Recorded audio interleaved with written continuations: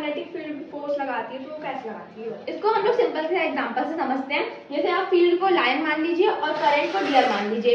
तो लायन जब डियर को देखता है तो उस पर फोर्स लगा देता है, वैसे यहाँ पे फील्ड भी है, वो करंट पे फोर्स लगाती है।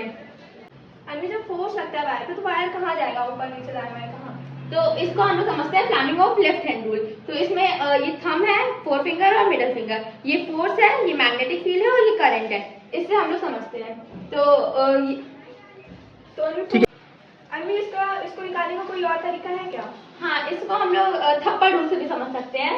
जैसे ये है, इसमें ये करंट होता है, ये फील्ड की डायरेक्शन और ये फोर्स है।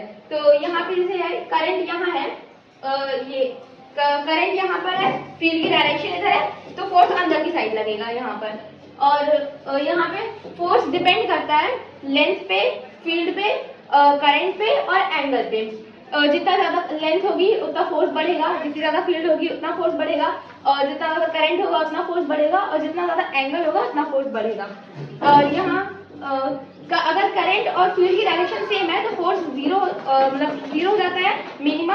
और अगर फील्ड फोर्स पे परपेंडिकुलर है तो करंट मैक्सिमम, फील्ड फोर्स पे परपेंडिकुलर है तो ये यहाँ पे करंट फोर्स परपेंडिकुलर हो जाता है। हाँ, फोर्स मैक्सिमम हो जाता है। और यहाँ फील्ड डिपेंड करती है नंबर ऑफ टर्न्स पे, कितने टर्न्स है, करंट पे और सॉफ्ट आयरन पे। Thank you.